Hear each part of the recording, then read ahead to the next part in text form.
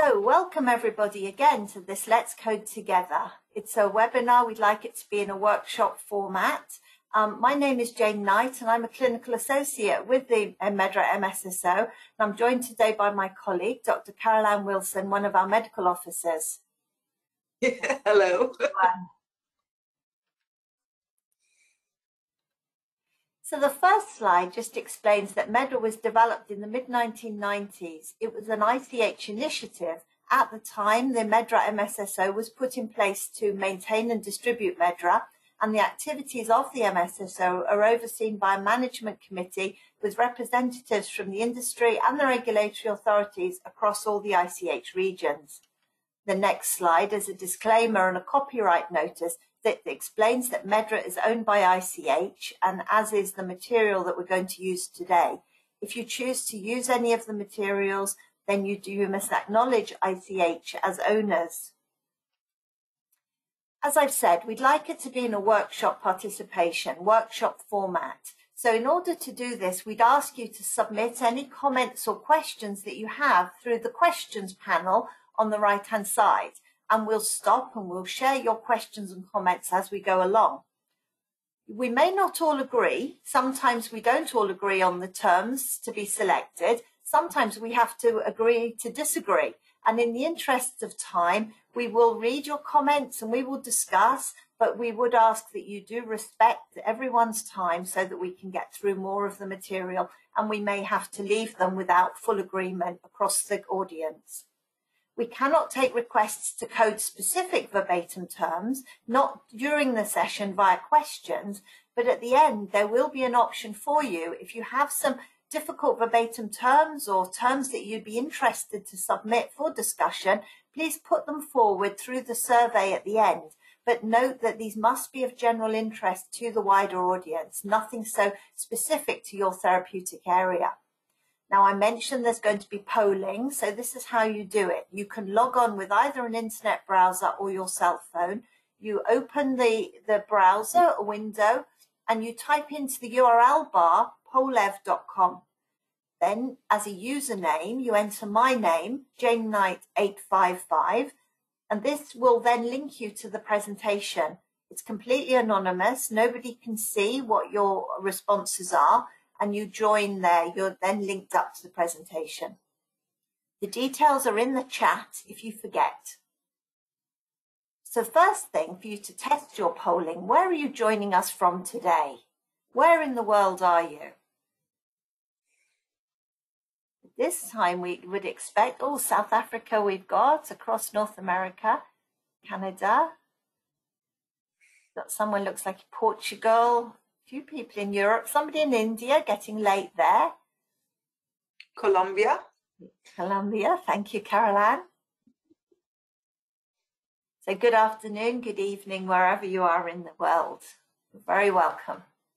We'd like to give you the option to use a browser today, so you may have your own access to the Medra web-based browser, but in case you don't and you want one for joining in today, here is a demo password and username that you can use to log on to the web-based browser. You access the web-based browser from our website. You see there on the top right-hand side, and these are the credentials. So you might want to just take a snapshot of that with a mobile phone if you do need to use it. So before we start, just to point out that when we code, sometimes there isn't always an exact match. Sometimes there's more than one possible approach.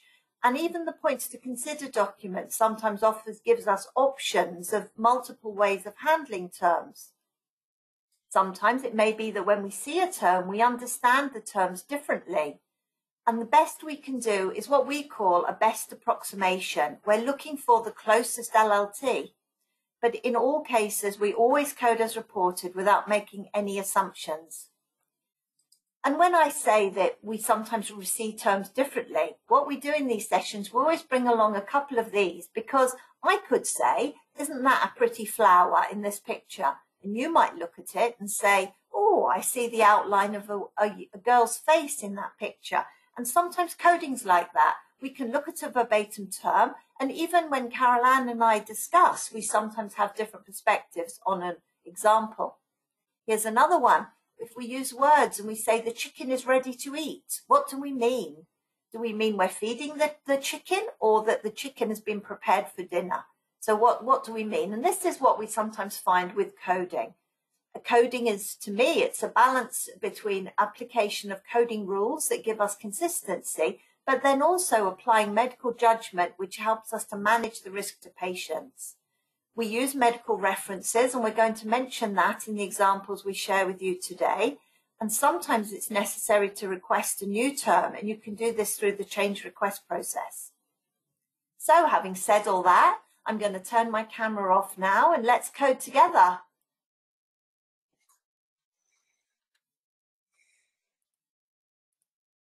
The first example we have is pain below ribs, right side. So what the first question we ask ourselves when we look at any verbatim term, is this clear enough to code? If it is, do we know what's being reported? What part of body is affected? And in the particular here, what does below mean? Now this is something I've seen similar terms to this over the years many times.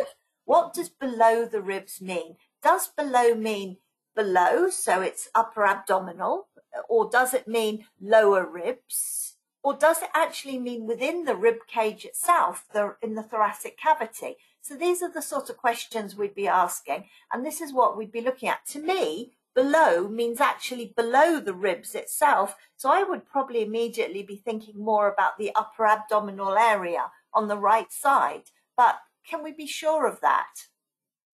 So let's go and browse Medra. Here's my web-based browser. And I'd be looking for, well, let's start with rib first. Let's see what the options are with rib pain. So we've got pain in lower ribs. That's got a preferred term of musculoskeletal chest pain. So it's capturing the chest wall. And I can see there the hierarchy. It goes up into musculoskeletal pain. Maybe it's the upper abdominal. So let me just, that would be probably my preference, but that's because I understand below as being beneath. Beneath, or wow, even that. So we go upper abdominal pain, right upper abdominal ideally. So let's again, right hand click, go to browser, and we see what we've got here. Epigastric or right upper quadrant is one option. Or we could be looking at a chest pain type term. So again, chest pain or thoracic pain. So let's come back because I'm really not clear here. So let's come back to where we were. Let's have a vote on it, shall we? What would you choose? Would you go for a chest pain within the chest cavity? Would you go for the lower ribs? Or probably I would lean towards right upper quadrant. But still, I've got a nagging doubt that I'm not sure, so maybe we should query for clarification as our first option when we're not sure of something.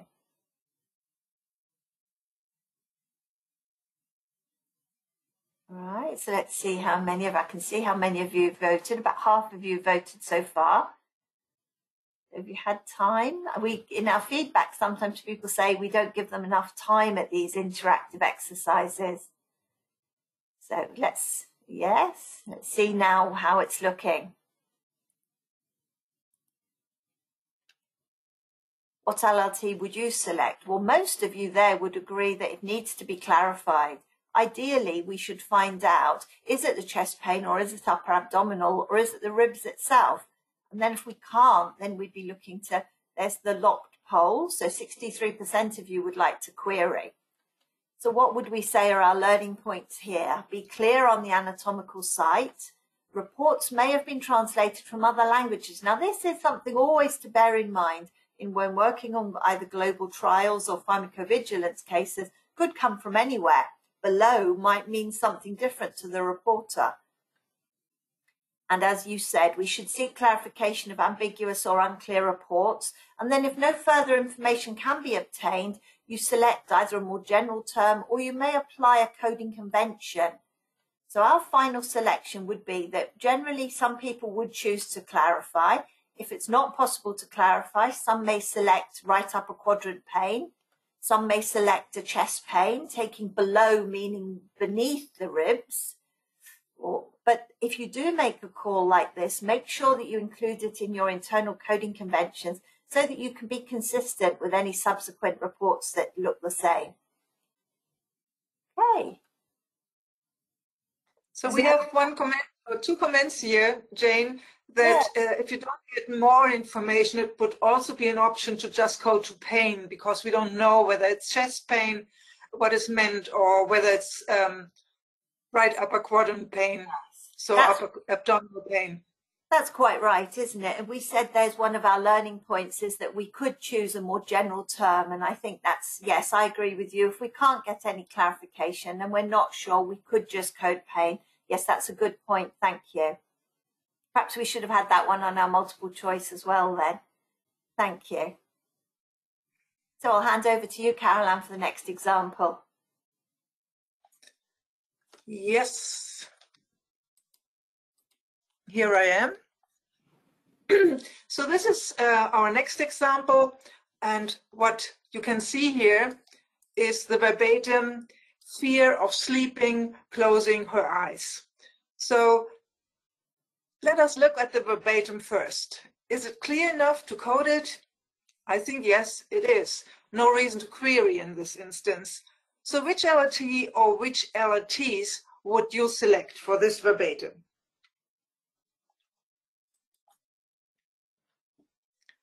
So use your browser to find the most appropriate LRT. What do you think? How could we code this? Fear, yeah. Specific phobia. Fear.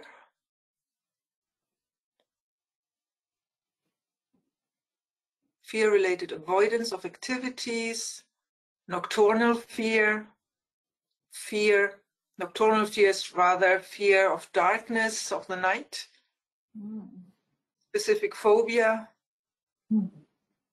Nocturnal fear. So the question here is, can we replace a fear by phobia term at all, or is there a medical difference? Thank you for joining this poll. Hope you're right. Let's look into Dorlins here and see how Dorlins defines fear as compared to phobia. So Dorlins defines fear in a way that it is an unpleasant emotional state consisting of psychologic and psychophysiologic responses to a real external threat or danger.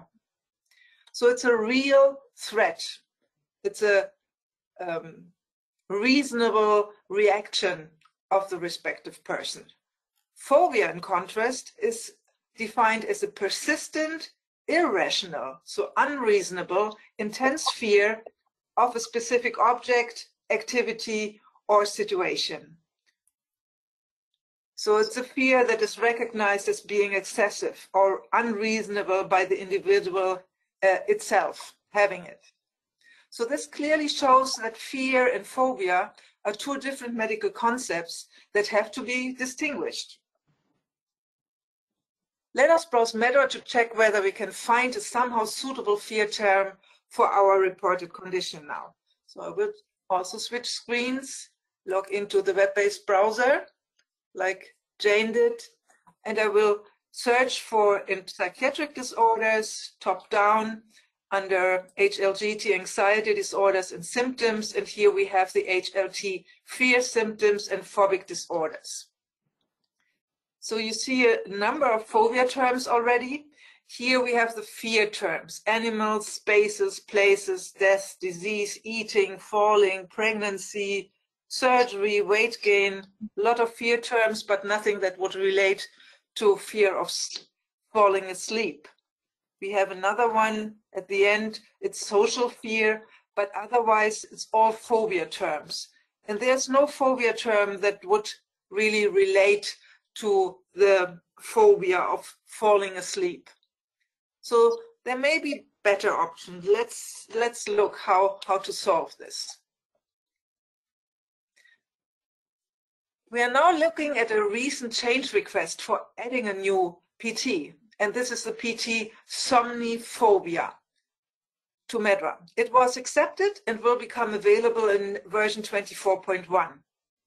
Now, based on the definitions we saw in Dorland's and assuming that we could use this term already, could we select this term for our reported condition?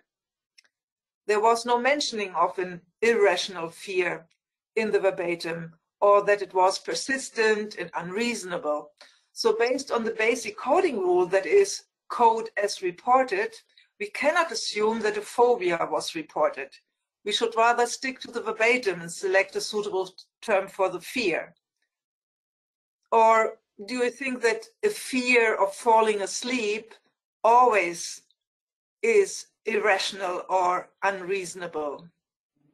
In my view, not. So as an example, the patient may be temporarily suffering from intense nightmares, for instance, and this may be the reason why she is suffering fear of falling asleep. This would not represent an irrational fear, but a justified fear. So what can we learn from this example here? First of all, that the conditions fear and phobia have to be clearly distinguished from the medical perspective. Although we all know this is not the case in daily life. One would look for a suitable fear term and select the closest LLT available. So the closest LLT that we have found in the browser was the general MEDRA term fear without further specification. So this is also what you have proposed, many of you have proposed when in the poll. But this is only a quite general term. This would be a scenario where one would consider the submission of a change request for a new term like fear of falling asleep to be able to code the reported condition more specifically. So this would be the consequence of not finding really a specific term for the reported condition. My solution would be to code this reported event to LLT fear and to submit a change request for a new PT fear of falling asleep. But one may also decide to code this verbatim to LLT and PT somniphobia when it becomes available, rather interpreting the reported condition as an irrational fear or phobia. So we would take the worst case approach. It would not be soft coding, making it via coding, transforming it to something that is less severe. We would even make it more severe, so it would not be soft coding. But still, from the medical perspective, it would not be fully correct. So I know that my colleague Jane is leaning in the direction to code this to somniphobia, but to be honest, I would prefer the conservative approach here and just code to fear. As you see, there will be always scenarios when coding where there's no black and white and where there is room for different interpretations. Jane, would you like to add to that? No, I think you've summed it up, Caroline. I would just feel that if I was coding that in a day-to-day and I saw fear of sleeping closing her eyes, I would look up, well, what is the Latin or the phobia for that? What's the equivalent phobia term? And I would go for it, seeing as the other fear and phobia terms are all grouped together. Occasionally there's a fear underneath a phobia term, but I probably would have selected the somniphobia if it was available. And we've had a couple of comments from the group here saying, why not fear-related avoidance of activities? It's interesting you suggest that, Hank. When we did the session this morning, somebody suggested that one as well. It's one I hadn't actually looked at, fear-related avoidance of activities, which is, in a way, it is more specific because it's telling you they're avoiding sleep, I suppose. But I hadn't thought of that one. So. But it's still general because it's an activity. You don't know what activity is meant there. No, that's true. Could be a fear of performing. So it still doesn't really fully capture the concept. Another comment that Martin says is that when you see the ing form, to him it suggests a phobia. Fear of sleeping suggests, I'm not quite sure why, but that's the thought there. Mm-hmm. So. It's an interesting one. I'd like to now go and request fear of sleeping to the IMOs and see what they do. Yes, we will do so, Jane. See where they put it in. Yes. So we will challenge our colleagues in maintenance. So here our next example. Here it is reported that a mother took a drug throughout her pregnancy and that she was suffering frequent headaches and fatigue. And then after delivery, no abnormalities of the baby could be observed. So we are looking at a drug exposure during pregnancy here. The next few examples all relate to different types of drug or infectious disease exposure. So what do we need to capture, and is there any coding guidance we could refer to for such scenarios? How would you code the drug exposure and the pregnancy outcome in this instance? Would you code this to drug exposure during pregnancy, drug exposure in utero, maternal exposure during pregnancy, or maternal drug exposure? Or would you split the term and code it either to maternal drug exposure and normal baby, or maternal drug exposure during pregnancy and normal baby? What would you do?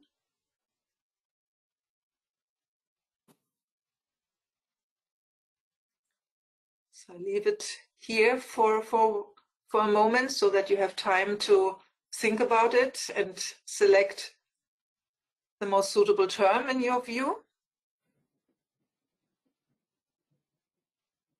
Now let's look at what you have suggested. So you have suggested drug exposure during pregnancy, maternal exposure during pregnancy, and the vast majority has selected maternal exposure during pregnancy and normal baby. And just log this, Paul. So we see quite different proposals on this. Let's first now again browse Medra to have a closer look at the terms that relate to drug exposure during pregnancy in order to get more clarity about the meaning of these terms. I will switch back to my browser again, and I will look into the injury SOC in this instance, and I will look into the HLGT exposures, chemical injuries, and poisoning. And here we have exposures associated with pregnancy, delivery, and lactation. And when opening it, we can see all the PTs that are grouped under this HLT. So here we have terms that are vague, so where one cannot specify whether the exposure was on the maternal or paternal side. So then you would select exposure during pregnancy, or drug exposure before pregnancy, because there are different PTs depending on the fact whether the exposure was during pregnancy or before pregnancy. And then we have terms for maternal exposure and paternal exposure. Here we have the maternal exposure terms before pregnancy, during delivery, during pregnancy, and also PT maternal exposure timing unspecified. So in our instance, in our verbatim, it was a maternal exposure during pregnancy. And you see that you could even differentiate the time point, because of course it's important depending on the drug and the timing in the pregnancy, the toxic effect may be much more severe.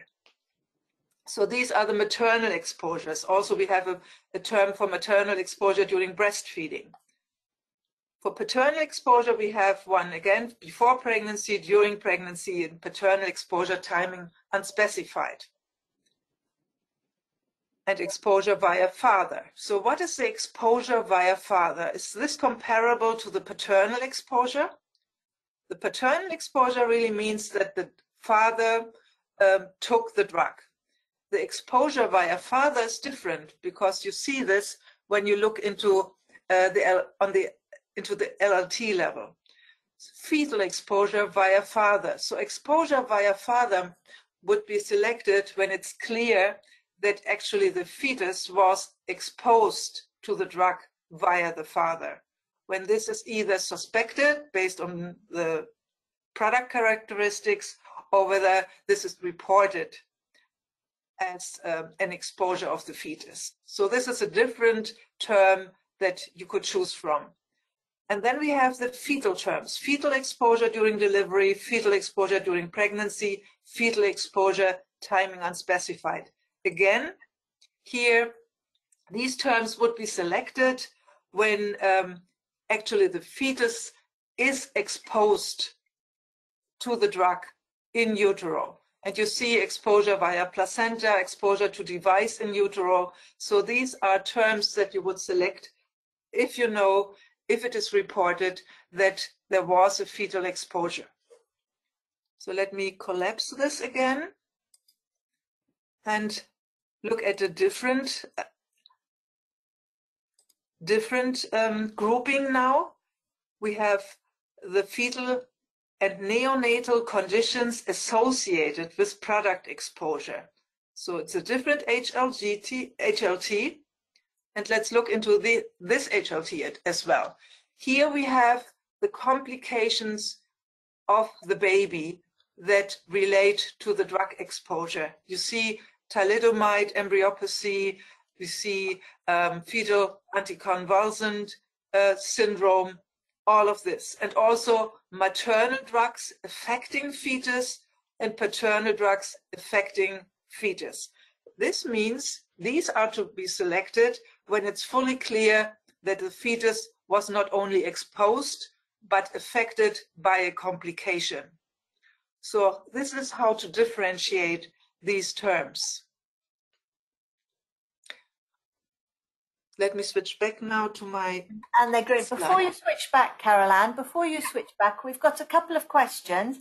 One of them is asking, could you repeat again the difference between paternal exposure and exposure via father and the difference there? When would you use them? Do you have an example of when one would be used? Yeah, so the paternal exposure during pregnancy is something where the father, we will have an example like this just in a minute. When the father takes a drug and the partner is pregnant, you would choose for the father case, you would choose the paternal exposure during pregnancy term. Whereas you would not use exposure via father when only the exposure of the father is reported.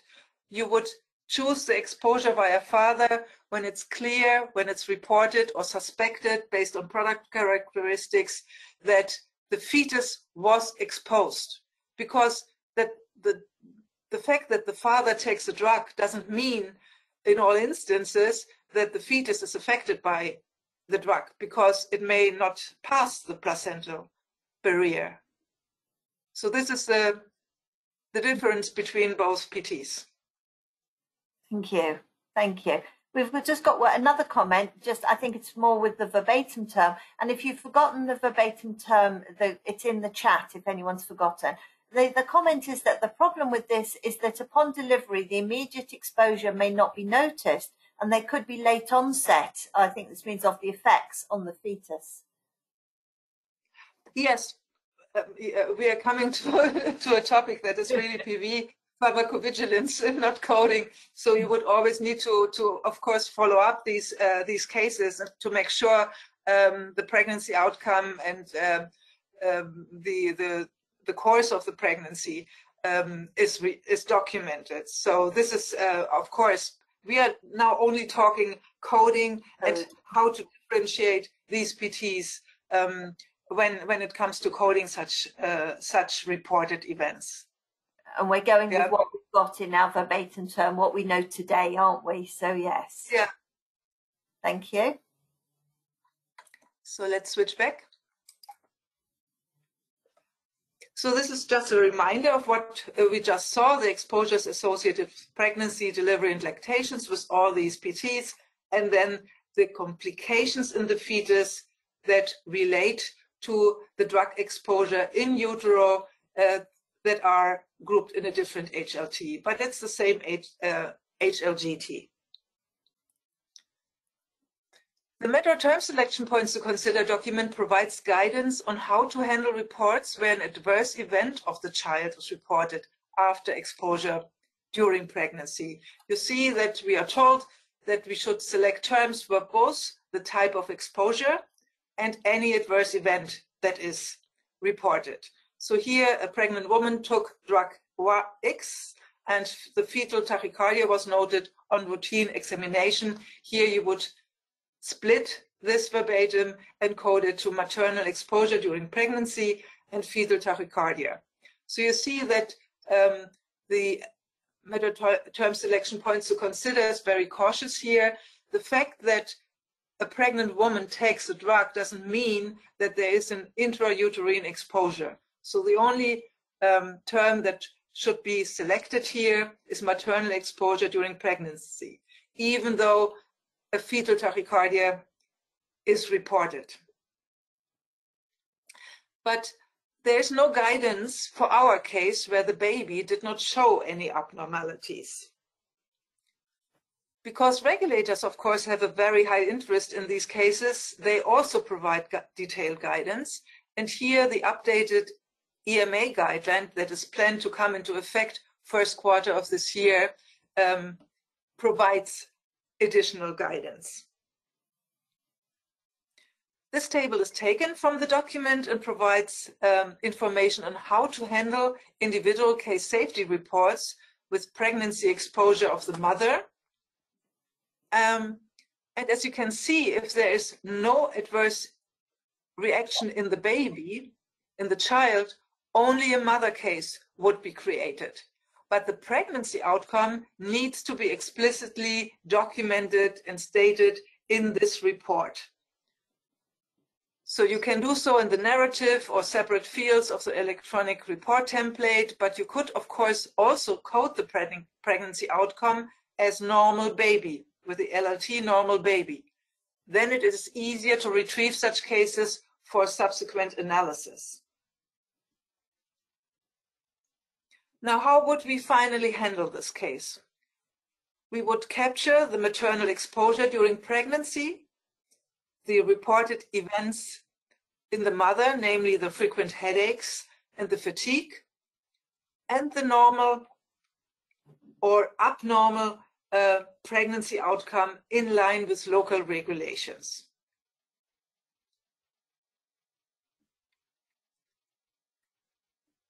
So finally, we would select maternal exposure during pregnancy. We would select the frequent LLT frequent headaches. We would select LLT fatigue. And optionally, also, we would select LLT normal baby in order to document the pregnancy outcome. So I was referring to the EMA guideline, but please check your local requirements and regulations for handling these cases, because there may be slight differences that you need to be aware of.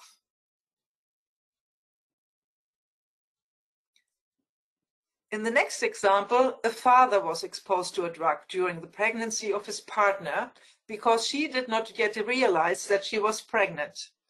The father suffered serious side effects, and after birth, it was reported that the child suffered severe and prolonged icterus. So this is again a so-called parent-child or parent-fetus report. First of all, you would, of course, query and try to find out what kind of serious side effects there were. But if you don't get more information, you are just left with the side effects. Based on what you've heard when discussing the previous example, how would you code the exposure and pregnancy outcome in this case now?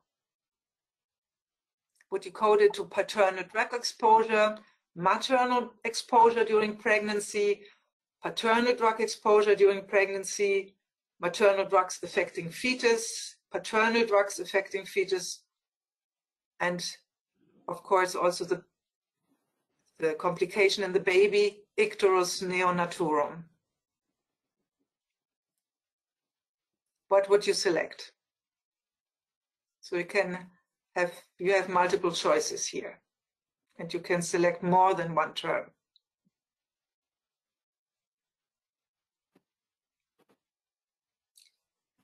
Let's see what the tendencies are. Again, we have very different opinions on this again. So some vote for paternal drug exposure, others for paternal drug exposure during pregnancy, paternal drugs affecting fetus, and of course also the icterus neonaturum. Let me stop this now and log it.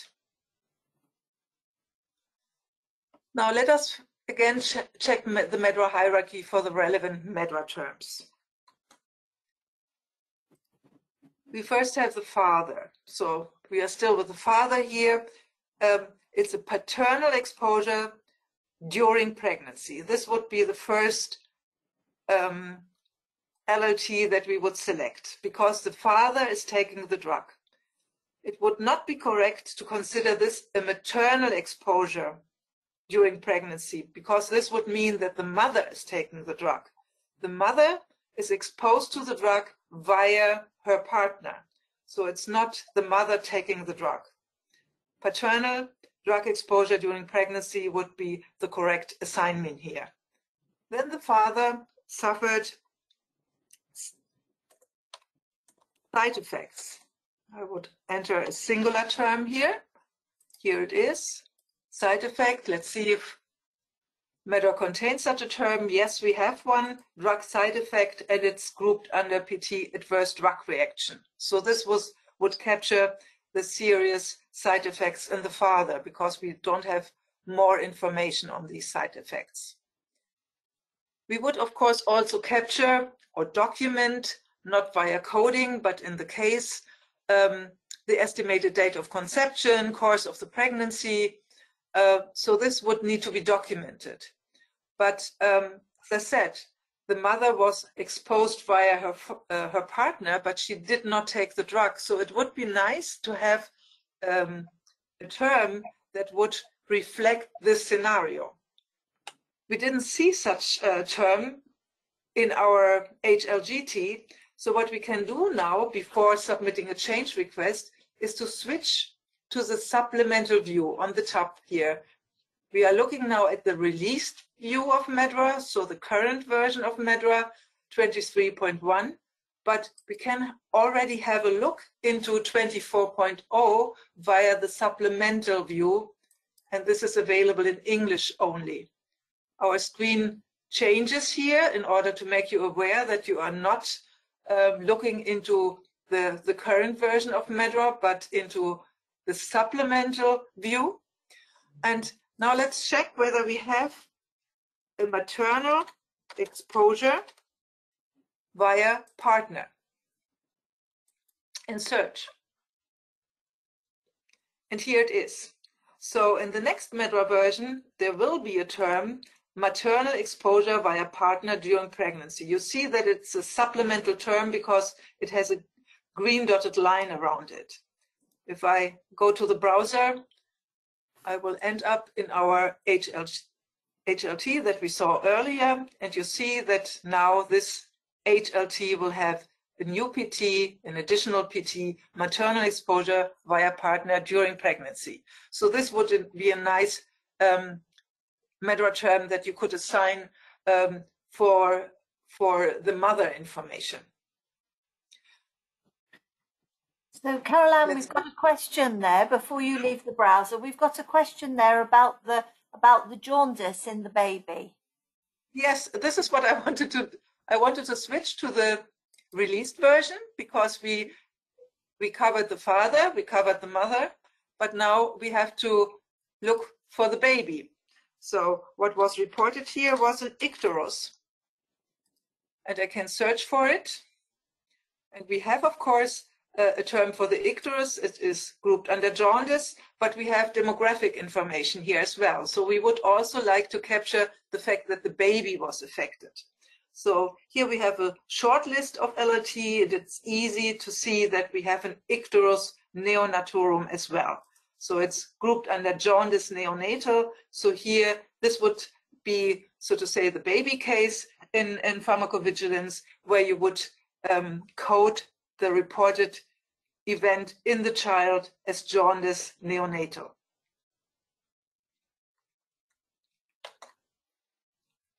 Let me switch back to my presentation. So when handling such a scenario, there should be clarity about which cases are needed to comply with local requirements. We are not really talking about data entry conventions here, how to process cases, but this is something that needs to be considered. You would code all reported events, including the side effects to the father and the drug exposure by the father. And you would document and also code the relevant information on the mother. So here our maternal drug exposure via partner comes into play. And last but not least, you would also select a congenital or neonatal term for the complication in the newborn. For this parent-child report, we would select paternal drug exposure during pregnancy as an LLT, and the drug side effect for the father, and the LLT icterus neonatorum under PT jaundice neonatal for the child. Additional information on the pregnancy will have to be documented based on regulatory requirements, and potentially an additional LLT for the maternal exposure by a partner during pregnancy will have to be assigned. And as mentioned before, you may ask yourself whether it wouldn't be appropriate to suspect an intrauterine exposure as well, because the baby suffered a severe icterus after birth. Well, this would be a case and product-specific decision. You'll get such reports in drug safety, and you will know what the suspect drug is. So maybe it is already known that the drug can cross the placental barrier. Then you could, of course, suspect an intrauterine exposure. Otherwise, the severe and prolonged icterus of the neonate could also relate to many other medical conditions, and the intrauterine exposure would only be an assumption. This is meant by company requirements here. So company requirements consider selection of additional terms to fulfill company or local regulatory requirements. And we've had a comment about that, Caroline. Just you've explained it since the comment was submitted, but the comment was that there is a chance that the jaundice is incidental to the paternal exposure, and potentially there's concern that you are linking paternal exposure with potential maternal exposure and the baby's jaundice. And as you've just explained, that depends on your company requirements, your company. Yeah, it really depends on company requirements, drug-specific consideration, data entry conventions in case processing.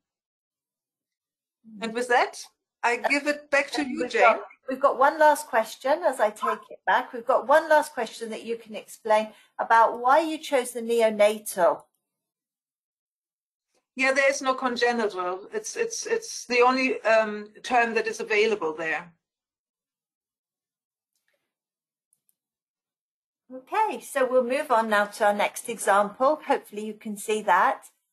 Mother was diagnosed with COVID-19 infection 14 days before delivery. So we know that we've got no mention of a drug here. We're just looking from a MEDRA perspective, coding it. There could be a drug or something that we don't know about, but this is the verbatim that we're taking to code now, okay? So forget your pharmacovigilance, what cases, but just look at the verbatim. Mother was diagnosed with COVID-19 infection 14 days before delivery. PCR test for SARS-CoV-2 was positive in the male neonate 6 hours after birth, and he developed mild flu-like symptoms. And we're told what those symptoms are: cough, mild fever, and rhinitis in the next few days. So what do we have here? What are we actually being told? What LLTs could we select? And can we apply some of our guidelines? So I would break this down into what we know of the mother being diagnosed with COVID-19. Then the baby has a positive test result, and the baby develops symptoms. So what would you code this to? Use your browser now to find the most appropriate LLTs for these parts that we've just looked at.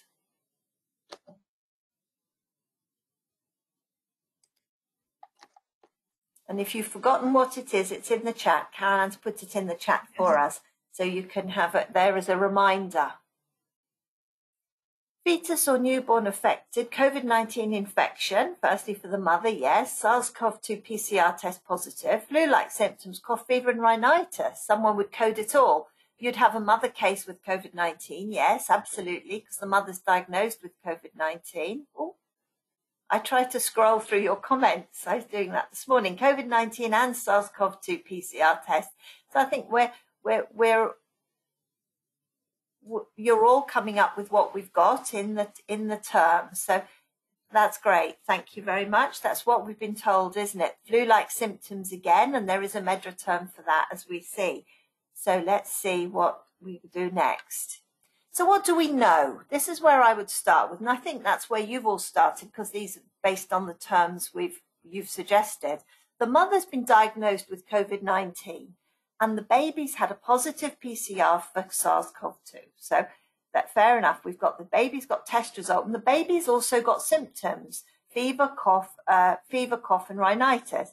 So can we conclude anything more? Is that all we can code, or can we conclude anything more? Would you, for example, consider suspected COVID-19 in baby, or confirmed COVID-19 in baby? Even would you consider that we have a confirmed case in the baby, and would you consider looking for a term that would capture the transmission of COVID-19 infection to the baby? Because with what we've looked at so far, we haven't captured the fact that the COVID has been transmitted to the baby. Can we find a term for that? So let's look at our points to consider. I'm thinking firstly about the diagnosis with signs and symptoms. If we've got the points to consider says, if you've got a definitive diagnosis with signs and symptoms, you code the diagnosis. So in terms of our flu-like symptoms with the cough, fever and rhinitis, I've been told the baby's got flu-like symptoms. So personally, I'd be happy to just code the flu-like symptoms and not capture the individual cough, fever and rhinitis. But then what about the fact we've got the test result, and we've got the baby's got PCR test, and the PCR test is recognized as the definitive gold standard for capturing when there is a COVID infection, the most reliable that we have at the moment.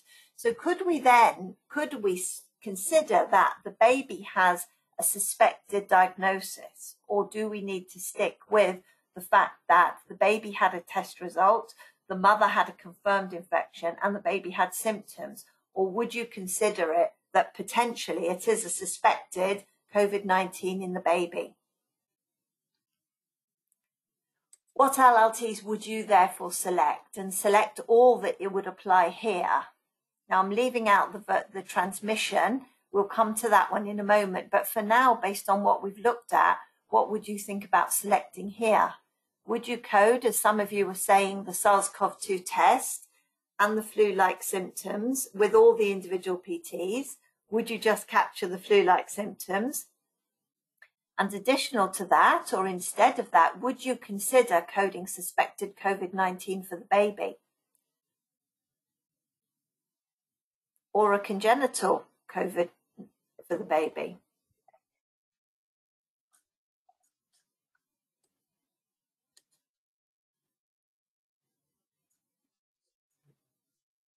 I'm watching your votes go up. I see about half of you have voted so far. Going up.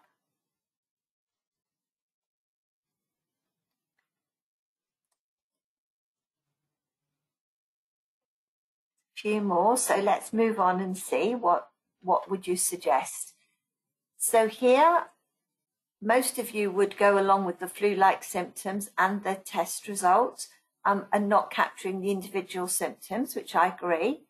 A few of you would, 23% of you would think about coding a suspected COVID-19 And some of you would there also consider instead the congenital infection. This is the locked poll, the final answer that we have. So mostly you're consistent. So let's browse and see what else we can see when we go to our browser. So let's have a look at the suspected. I think it's a conceptual consideration really, but let's have a look and see if, just to confirm that for some of you may not be so aware, there is a suspected COVID-19 LLT there.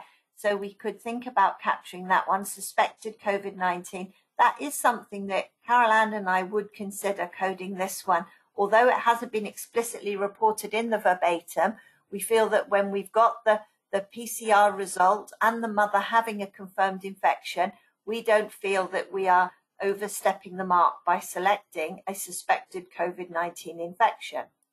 The other suggestion, just again to show you, reinforce what Carol Ann showed you before, we can look in the supplemental and there is an actual congenital COVID coming online in the next release. So there is a congenital COVID-19 infection, just in case you were looking and think, well, I don't know that term, I haven't seen it. It is there, but it's coming for the future. So we would consider that one. I'm going to switch back now. Now, what about the transmission? I raised the point, should we capture a transmission? So let's see what we've got in terms of transmission of an infection. Maybe there's a term that we could capture, transmission. So we've got some there, direct infection, some of these vector-borne, and then we've got this one at the bottom, vertical infection transmission. And when we were preparing this, we came across this, and I must say, I think this is a term I've never in my coding career ever used. But we came along, we looked at this one, vertical transmission, and we thought that's probably what it is. It's vertical transmission. Now, so if we were looking, I can do a right-hand click and go to the browser, see the context of it, make sure it fits where we'd like, infectious transmissions. That's what we're trying to capture. So let's look up a definition of that. Vertical transmission, again, we go to Dorland's, our go-to medical dictionary. Transmission from one generation to another. The term is restricted by some to genetic transmission and extended by others to include also the transmission of infection from one generation to the next, as by maternal milk or through the placenta. So that would seem to fit nicely in this case that we have here. So it's a term perhaps to be aware of. And it's not just us who found the term and decided we'd use it in relation to COVID. We had a look around, and there's a meta-analysis just published last year where they've actually studied how many, a meta-analysis of the studies looking at that exactly, vertical transmission of coronavirus from mother to baby. So it's not just us, it is used actually for cases, academic research. So the learning points from this, do we have any comments, Carol Ann, before we get on to our summary? Let me have a look. No further comments. No further comments. I would prefer to really code this to at least a suspected COVID-19 infection, because how would you diagnose a COVID-19 infection? You would do it with a PCR test because it's the gold standard for tests for COVID-19 as well. And also the baby had the flu-like symptoms. So that's why it's really at least a suspected COVID-19 infection in the baby. Yes, I agree with you, Carol Ann. We always have it drummed into us, report as reported, but it's also using your medical judgment. And there, as you say, with the information we're told, it's fine. We should be capturing the suspected COVID-19 in the baby. So we would capture the COVID-19 infection of the mother. We'd also, firstly, as I say, we'd look at the cases, what you'd need to enter. If you did have a drug reported with this, you'd look at what you'd need to capture for your local regulations. And then we'd capture the COVID-19 in the infection in the baby, in the mother, and also exposure to infection in the baby with the vertical transmission term. And we'd capture all the findings and the events in the baby, and we'd look to select a congenital or a neonatal term if there was one available, or alternatively, we'd capture that suspected. At very least, we'd capture the suspected. We'd follow the meta-term selection points to consider for our guidance on diagnosis, signs and symptoms, as I'm sure you're all well aware of. So that's our learning points for this one. Our final selection is that we would select the COVID-19 infection for the mother, the vertical infection for the fact it was in vertical infection transmission, passed to the baby. You could capture the test result for the baby and the symptoms, and we would be looking, Carol Ann and I both feel that we would then capture either a suspected SARS-CoV-2 infection with a PT of suspected COVID-19, or the congenital term if it was available, when it does become available. Or even some of you might feel comfortable enough to code it as a confirmed infection in the baby before the congenital term is available. So that's what we have that one. We have a comment here, Jane. Why suspected? PCR test, which is a definite test, is positive. So yes, it's the gold standard, but still it could be a false test result. So we don't know whether this was repeated. We don't know that. It's quite probable that this is a true infection, but it would again be an assumption. It's not reported as a diagnosis. I think so. I think I come from a clinical coding background, really, and so I had it drummed into me that you code what's reported, you don't make any inferences, you don't make any assumptions. But I agree. So this is why I would go towards the suspected, or potentially when the congenital's there, maybe I would capture the congenital, because that's how it would be diagnosed within the 6 hours of birth. Yeah. Anyhow, we are told by the matter of term selection points to consider document to code a suspect no diagnosis as if it was confirmed. So we could code the congenital SARS-CoV-2 infection. Yeah. Okay, so we go on to our next one. The nasal spray was in a new style of bottle, which she found more difficult to use. She released the mechanism prematurely and got spray into her eyes, causing redness. So here, what's occurred here? What LLT should we select and what guidelines? Again, the same thought process. What's going on? The nasal spray is in a new style of bottle. She's had difficulty using it. She released it prematurely and got the spray into her eyes. So what would you select for this one? You can select as many as you like here.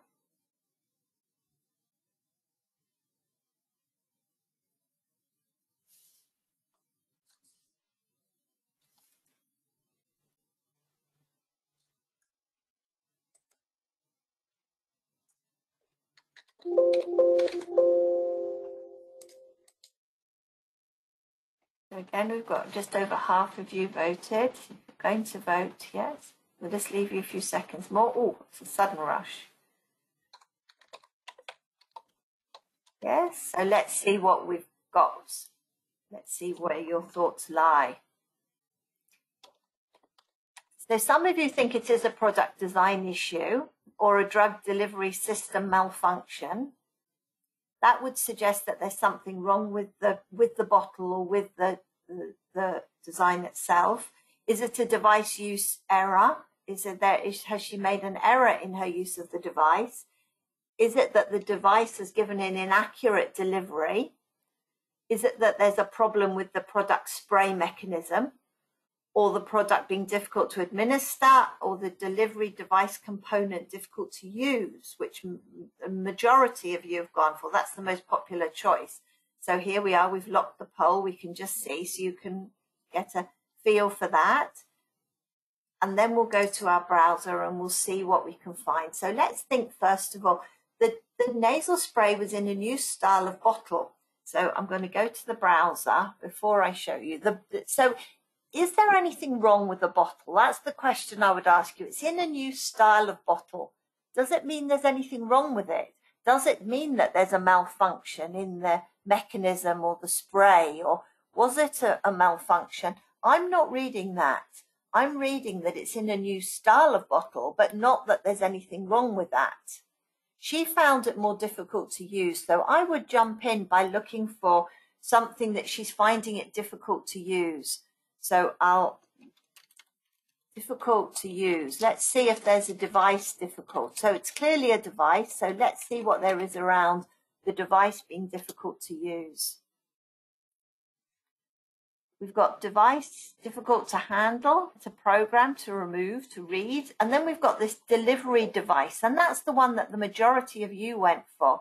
So I'm going to do a right-hand click and go to browser. And I must say that I would agree with you on this one. Of these device difficult to use, which is the PT, we can see underneath some that are a little bit more specific. And that one is the most specific as I see it. She's finding a delivery device component difficult to use. They tell us she's finding it, not that there's anything wrong with it, not that it's faulty in any way. So that's the one I would choose. Would we then say that there is a device use error or a device use issue? Well, I think this captures it. If you look where this is placed, this is in the HLT of medication errors, product use errors and issues. And so that captures the fact that there is a device error because it's difficult to use. That's the problem. She then lets the spray, releases the spray. She gets it in her eyes. So let's then look for the exposure. Now, Carol Ann showed us some exposure terms up here in the HLGT of exposures. So it could be easy that we think, oh, look, there they are at the HLT level. But remember this one, she didn't mean to do it. She accidentally releases the mechanism too soon. So we're looking for an accidental exposure. There's the HLT. It's within medication errors and other product use errors and issues because it's an exposure to the product, accidental exposure to a product. And have a look at the LLTs lying there. And when we open accidental exposure to product, we see there's one there, accidental contact of product with eye. So this is what's happened, isn't it? She's made some error. She's finding it difficult to handle and she's got it in her eye. And as a result of that, she's got redness in her eyes. So let's have a look at our redness eye. And I'm sure it's there, somewhere there it is. We've got an option of either eye redness or redness of eyes. And one of the questions our group asked us this morning is what's the difference between these two, or redness of eyes? You can see they both link to the same PT, so we treat those two equally synonyms. What have I got? She's got it into her eyes. So the word order and things, I'd go redness of eye or redness of eyes for the plural. So let's go back to our slides. To sum up, I would go for a delivery device component difficult to use because the device is difficult to use. That's the problem. I don't read that there's anything wrong with the device. It then causes accidental contact of product with eye because she releases the mechanism prematurely. It's down to her error in using it. And there's a result, we get eye redness.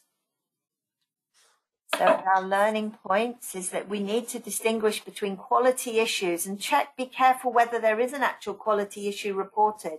And as I've said, I don't see one here. Medication errors or medication issues, the issue is that she finds it difficult to use. And then as a result, she releases it early. She has an accidental exposure. The clinical consequences, red eyes. You saw me browse both top down and bottom up, which is always our suggestion when we do training classes. And here what we would do, our final selection is delivery device component difficult to use with a PT of device difficult to use, accidental contact of product with eye, and redness of eye or ocular hyperemia. That's what we would do with those. We have an interesting comment here, Jane. Yes? Somebody said that she would code to product design confusion as well. Would you like to question product design confusion? Well, do we think that there is a confusion there? Let me go back to the browser. Product design confusion is another one in the product issues, isn't it? It's here. It's within the product quality. Is it one? I think the confusion terms are in the medication error. Are they? Yeah. Let me check. Name confusion, packaging confusion.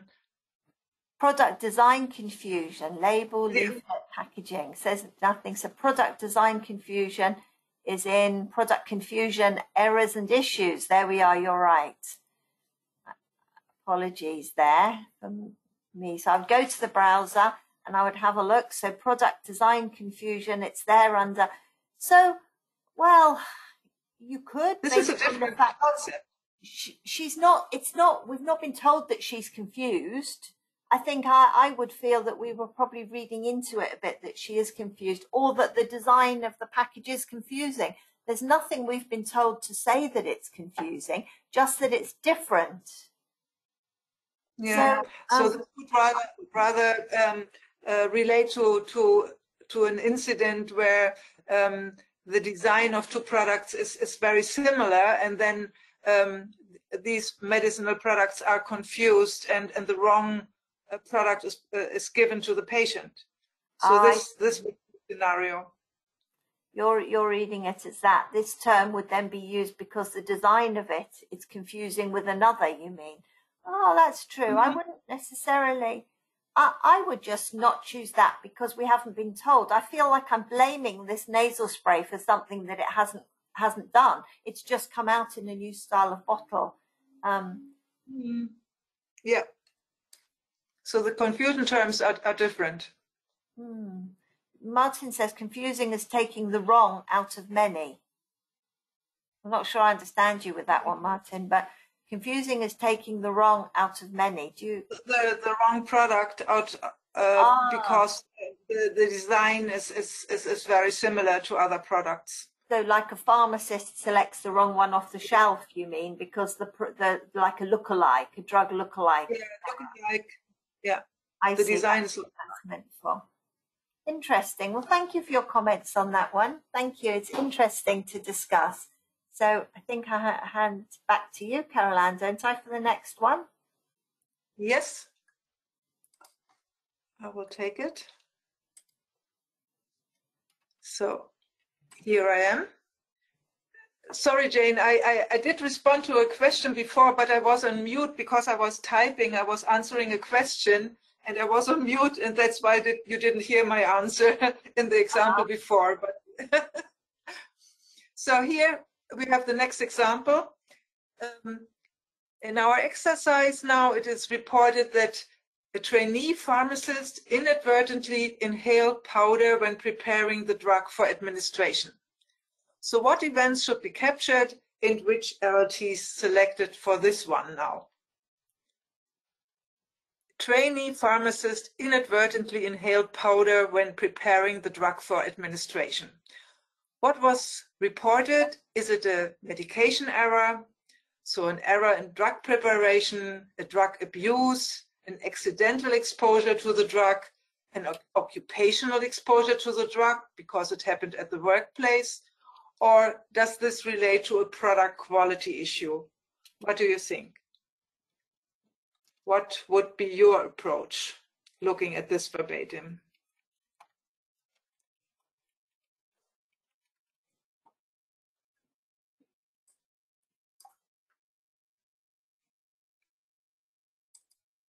Just have a look. So you would, it's an error in drug preparation, 12%, accidental exposure to the drug, occupational exposure to the drug. Nobody votes for drug abuse, nobody for the product quality issues. But you are right here. So let's log this. Here we are. Is it a medication error? It is reported as an accidental event, correct. But was it clearly reported as an accidental deviation from the usual preparation steps of the drug? It's not a drug abuse. You are fully right here because drug abuse is always intentional. And here we are told that this was an accidental exposure. Is it an accidental? We just told you it was an accidental exposure. It was reported as an accidental exposure inadvertently. And it was an occupational exposure to the drug because it happened at the workplace. It does not relate to a product quality issue. There is no hint in the verbatim that the inhalation of the dust happened due to a product quality issue. So for example, an unusual physical consistency issue of the drug. So what shall we do with this now? Please use your browser to find the most appropriate LLT based on what you just heard. We said it's no drug abuse, no product quality issue. What is it? Accidental exposure while preparing drug for administration. Yeah, that would be one option. Yep.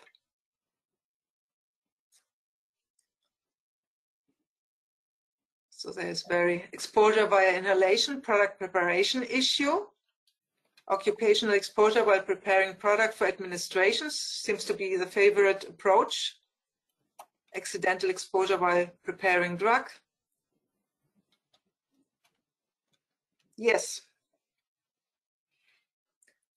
Okay, let's see how we can solve that. We see not quite divided opinions here. Accidental occupational exposure to drug. Occupational exposure via inhalation. So thank you for your proposals here. Yeah. The first question that we had was whether the pharmacist made an error. But the LLTs under PT product preparation error here only refer to obvious errors made when preparing products for administration, like a compounding error, preparation of wrong concentration, wrong diluent, etc. And in our example, no wrong step in the routine drug preparation process was reported. So the event may have been caused because the local exhaust ventilation system didn't work, for instance. So leading to this exposure. It's not clear that this was really due to the preparation itself of this drug for administration. And we don't know. We've had a comment on that. Ral agrees with us there. That we've had a comment on that one that yes, the thought is that we can't take this as an error. So it's good that the group's with us so far. Yeah. Remember just the basic MEDRA coding rule: code as reported without adding or subtracting medically relevant information. So we should not assume that the reported event represents a medication error. How can we now capture the reported accidental exposure of the trainee pharmacist via inhalation? It was an occupational exposure because it occurred at his workplace, but it also was an accidental exposure. It was not intended. So when again checking the MEDRA hierarchy, you see that the occupational exposures are grouped in a separate HLT under the HLGT exposures, chemical injuries, and poisoning again. And we have a very nice LLT here that would fit to our reported verbatim: occupational exposure via inhalation of product. But on the other hand, it was also an accidental exposure. Accidental exposure to product is grouped under the HLGT medication errors and other product use errors and issues.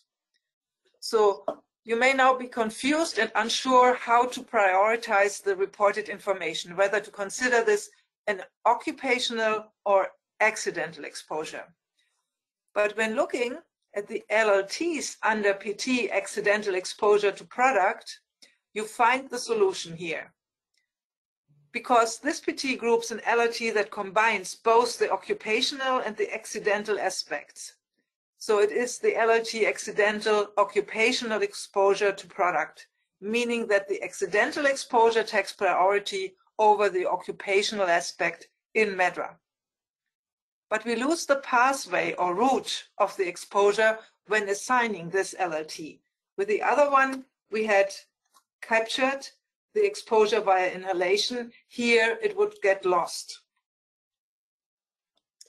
But we can capture the route of exposure by the terms in an additional HLT that is named pathways and sources of exposure. Here you would find a PT and LLT exposure via inhalation.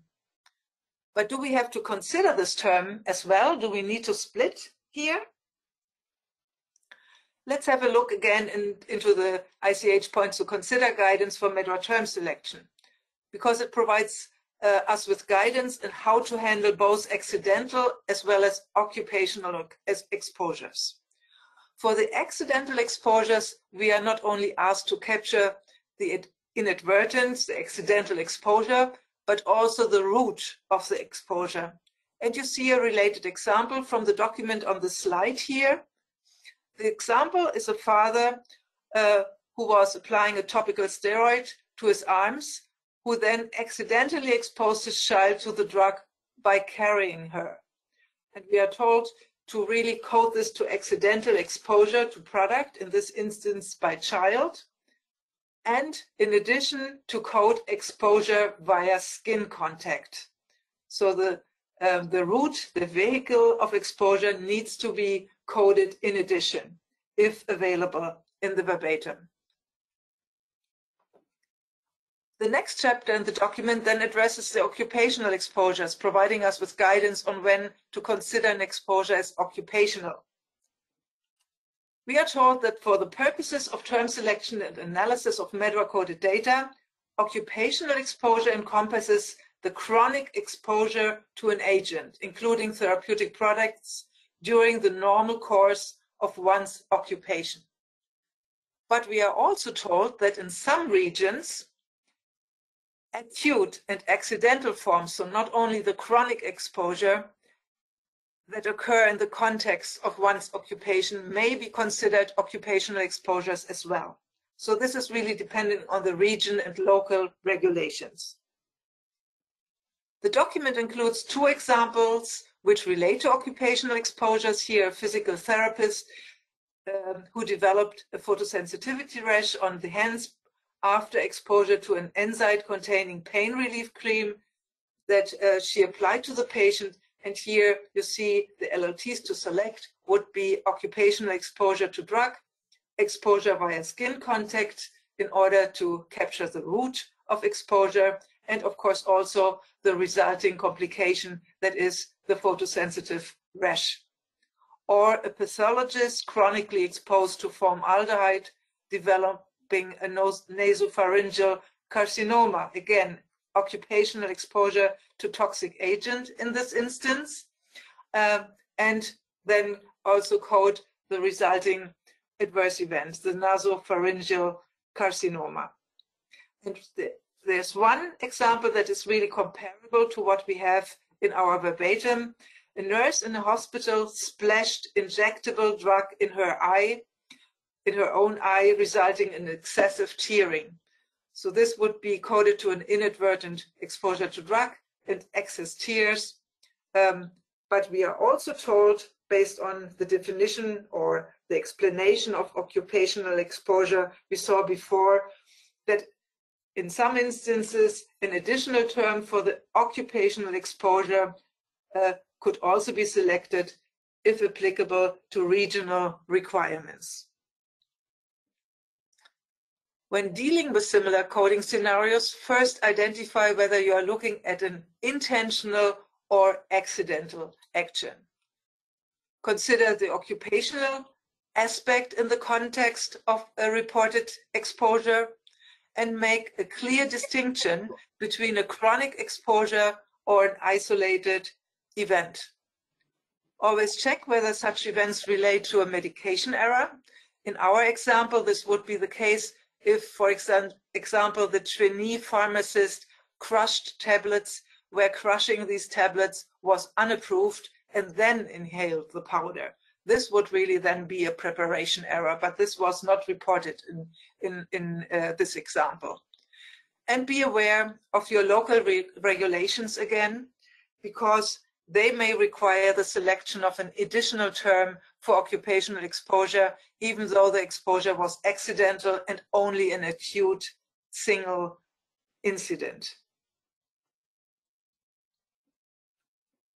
So the final selection here, in summary, would be that we would split this term. We would select LLT accidental occupational exposure to product, and we would select an LLT for the route of exposure. In this instance here, it would be exposure via inhalation.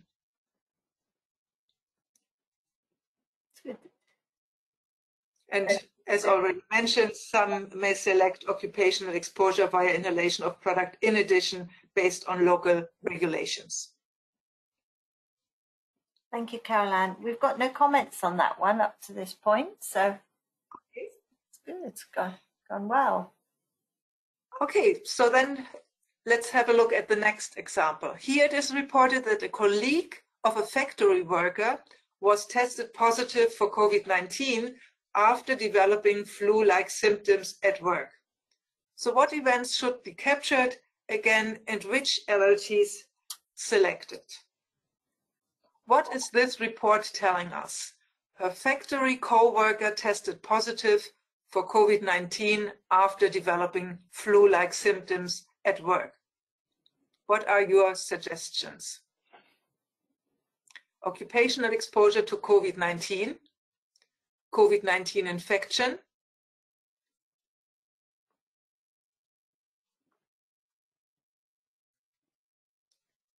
so the verbatim was occupational exposure to COVID-19. Most of you COVID test positive. Most of you tend to the occupational exposure to COVID-19. Flu-like symptoms, COVID-19.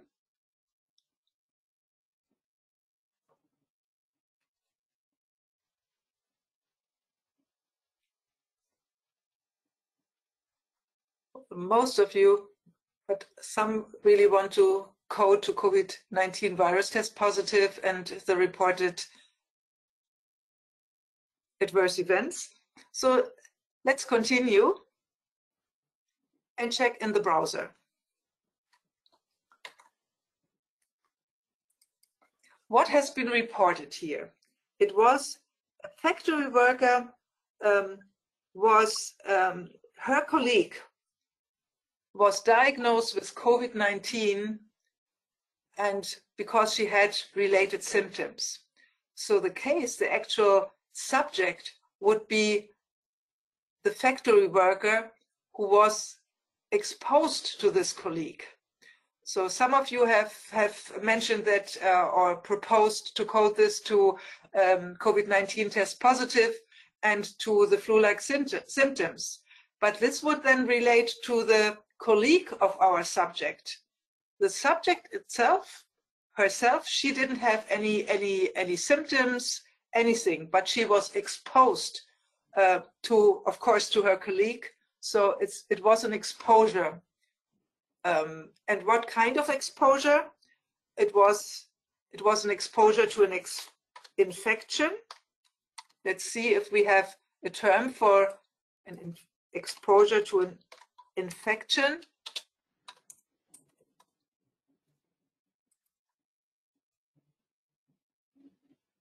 No results.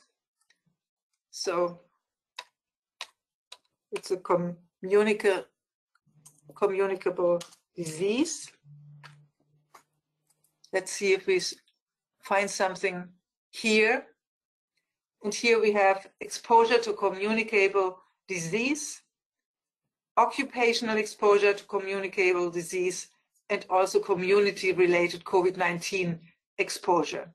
So let us check the occupational exposure to communicable disease. Go to browser, look at the neighbors of this term. So here we have our occupational exposures again.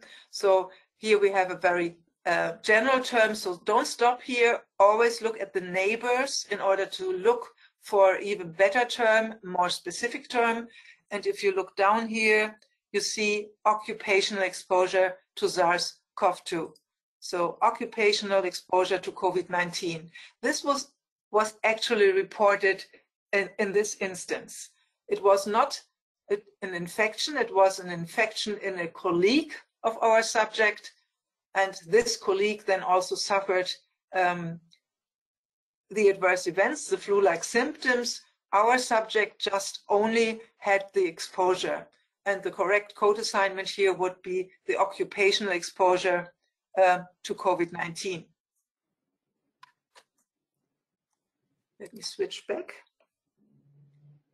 So when handling this report, you would first have to identify the subject. The subject is not the colleague who developed the symptoms and was tested positive for COVID-19. The subject is the factory worker who was exposed to this colleague. And because this exposure to SARS-CoV-2 took place at the workplace, we would capture it as an occupational exposure to communicable disease. And we don't know whether the exposure was intentional or accidental, and therefore we should not make any assumptions here. She may have decided on her own to not wear a mask to protect herself because she didn't like to wear it, for instance. It is not clear from what is reported whether this was an accidental exposure. Any questions on this one? No questions on that one, Caroline. No questions at all on that one. No comments at all. Okay, so this would be these would be the correct code assignments for this scenario. It would be occupational exposure to COVID-19, which is grouped under PT occupational exposure to SARS-CoV-2. Thank you. I think it's good to know that those are there. I like the fact you demonstrated it, because certainly I forget that infections can be more than just having the disease. They, colonization and exposure and all of that as well. Yes. Good to show us. Thank you to the exposure. Jane, shall we continue? I have one further example. I think we can probably fit another one in, if that's okay. Okay. So here we have a term that it's a verbatim telling us resection tractus iliotibialis. So you will most probably need medical references here to better understand the concept. So the verbatim resection of tractus iliotibialis. But I think you will know what resection actually means. So what does resection mean?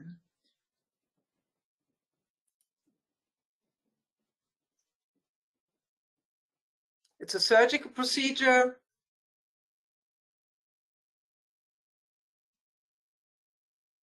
So what does resection mean? It's a surgery, correct? What kind of surgery? What is done? It's an excision, yes. So it's a surgical removal of a part of an organ or any other anatomical structure. It's a removal, surgical procedures, correct. So you know that, that's clear. So that we already know. But where is this tractus located? And is it a tendon or ligament, or what is it? This image illustrates what the tractus iliotibialis actually is. It is not a tendon, but an aponeurosis, meaning a broad, flat sheet, and you see it here, of dense connective tissue that connects a muscle with the parts that it moves. So the tractus iliotibialis reinforces here the fascia lata of the thigh. It represents a thick band of fascia. So this we know. Now, how would you code the resection of the tractus iliotibialis now? Because we know it's a fascia, would you code this to fascial release, fascial operation, fasciectomy, or fasciotomy?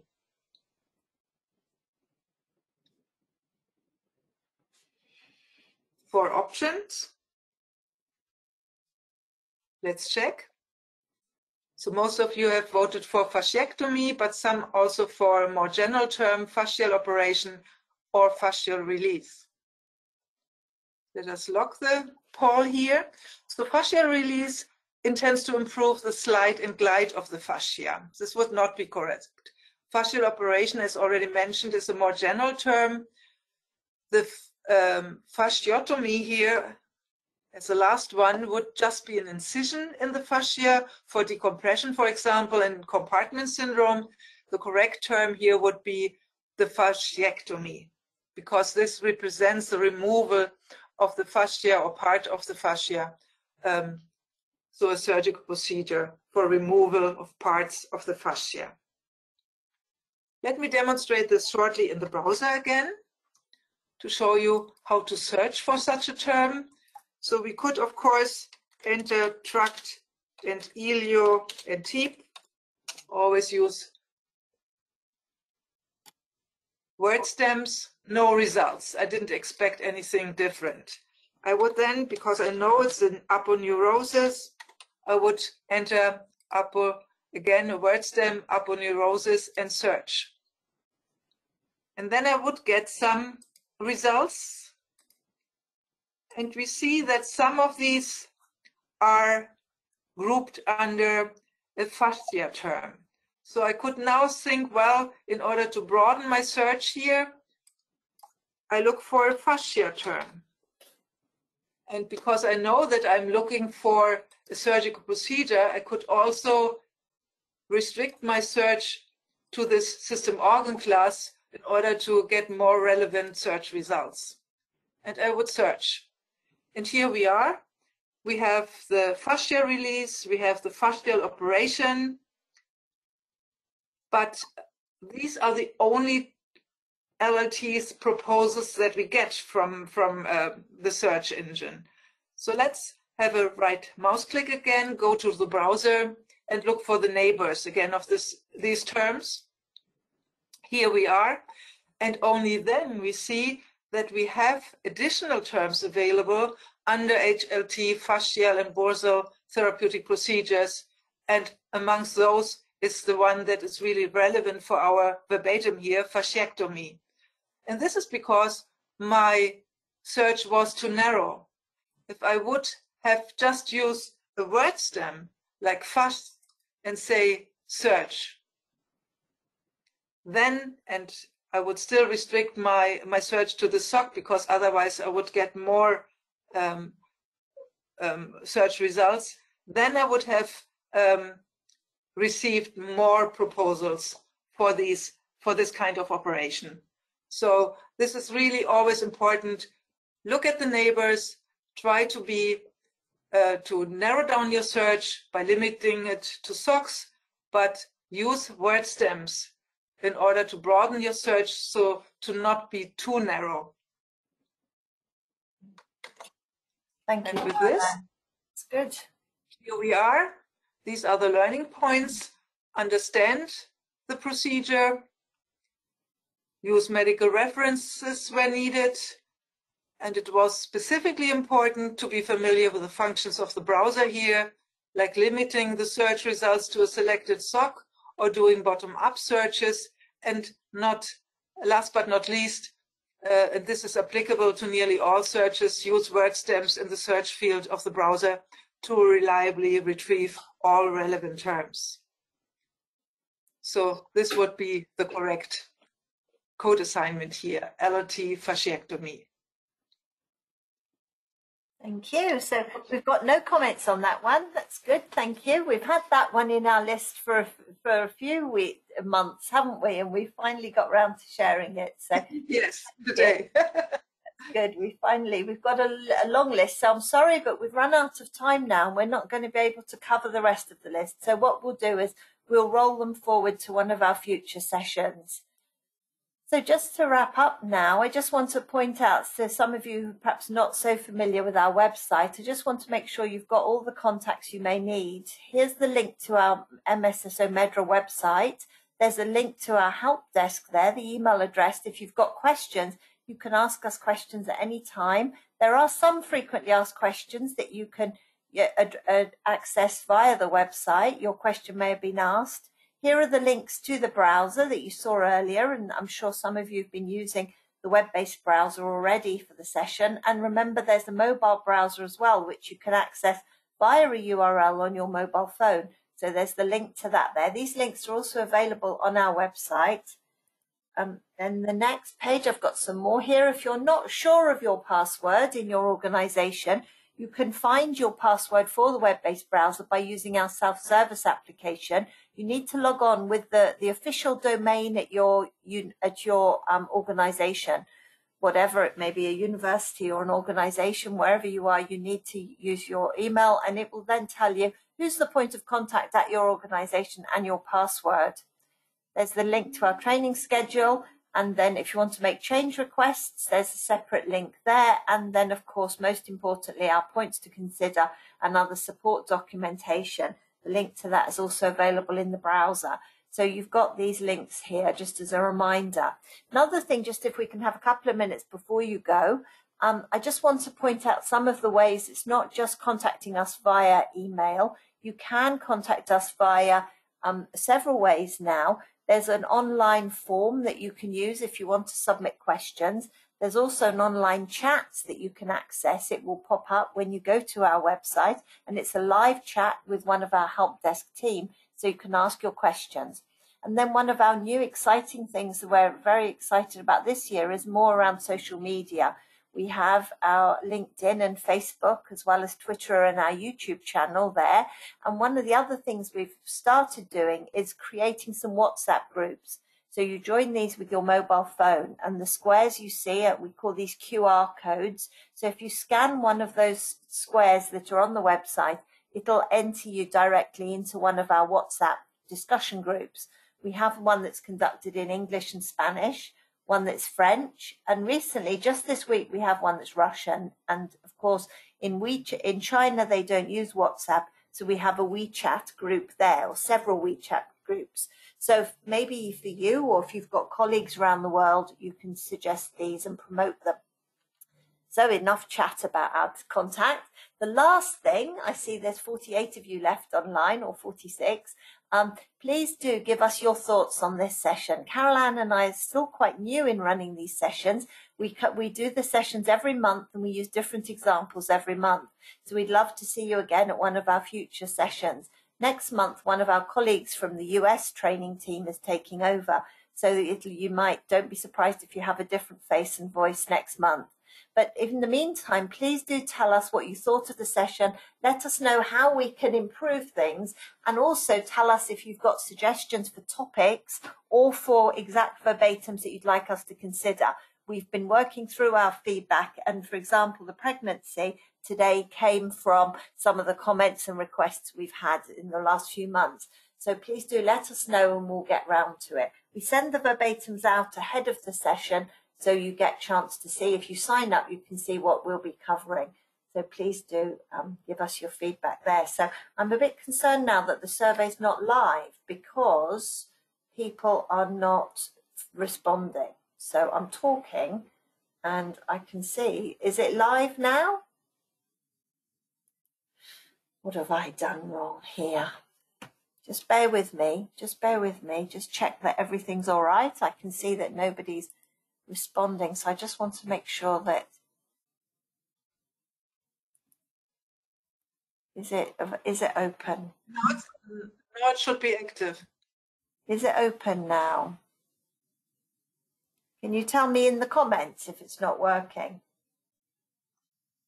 Well, if you don't get chance here, I know some of you probably have other meetings you need to get to, so I'll try and fix it. That's because I reset it after this morning. Apologies for that. It's open now, we are told. No, I'm not seeing anyone responded though, Caroline. This is what's concerned me. That's strange. So please do. You'll also have an email sent to you after the session. So if you've got feedback, you've got another chance there to give us your comments and tell us what you'd like us to see do differently in future. We've been making changes like posting the verbatims, and we've been making and adding extra slides to sum up in response to feedback. So we are listening to you, and I don't think I've done something wrong, Caroline.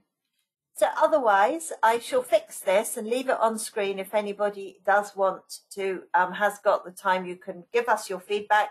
But otherwise, if you need to get on, I'd just like to thank you for your attention today. Also, thank you, Caroline. It's always a pleasure doing these sessions with you. Thank you all for your input, your questions and your comments. And I look forward to joining with you in one of our future training sessions over time. So yes, next month or another time. So thank you all. Enjoy the rest of your day and stay safe. Thank you, Jane. Bye-bye.